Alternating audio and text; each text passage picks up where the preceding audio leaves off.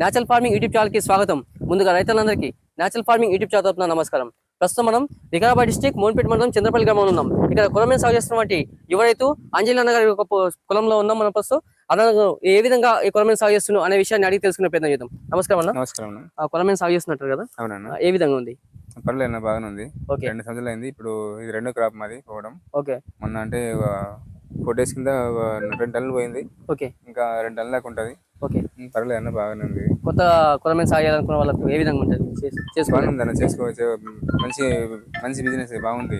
చేసుకోగలిగితే బాగా మంచిగా ఉంది. మంచి చేసుకోగలిగితే బాగుంటుంది. మొత్తం ఈ కొరమేను సాగుకు సంబంధించి ఎంతవరకు పెట్టుబడి పెట్టిండవచ్చు? నేను 5 లక్షల వరకు పెట్టినాను. ఇప్పటి వరకు 5 లక్షల వరకు పెట్టిన 6 నెలల నుంచి 5 లక్షలు అయినాయి. ఓకే. ఏమన్నా 2 టన్నులు తీసుకుపోతే ఇంచుమించు కవర్ అయినట్టు.